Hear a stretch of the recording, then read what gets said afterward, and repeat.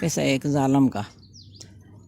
بسم اللہ الرحمن الرحیم۔ بخارا کا ایک حاکم بہت سخت ظالم تھا۔ ایک دن وہ اپنی سواری پر چلا جا رہا تھا، راستے میں کتا نظر پڑا جس سے خارش ہو رہی تھی۔ سردی سے اس کو بہت ستا رکھا تھا۔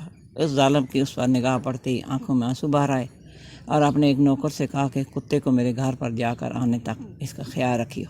یہ کہہ کر وہ اپنے کام میں جہاں جا رہا تھا چلا گیا۔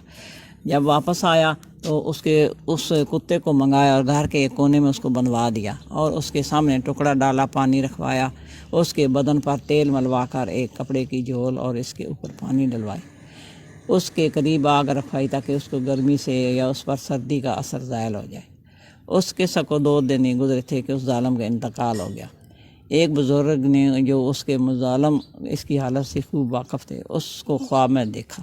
اس سے پوچھا کہ کیا گزری؟ اس نے کہا کہ تعالیٰ شان نے مجھے اپنے سامنے کھڑا کیا اور فرمایا تو کتا تھا، یعنی کتوں جیسے کام کرتا تھا، انسانوں جیسے کام نہیں کرتا تھا، اس لیے ہم نے بھی ایک کتے کو تجھ کو دے دیا، یعنی اس کی خارشی کتے کی طفیل تیری بخشش کر دی۔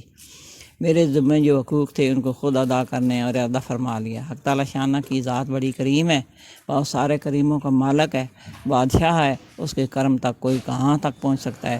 کسی شخص کی کوئی ادنی سی چیز بھی اس کو پسند آئے تو اس شخص کا بیڑا پار ہو جائے۔ آدمی اس شخص کی خوشنودی کی تلاش میں رہے، نہ معلوم کس کی کیا بات آقا کو پسند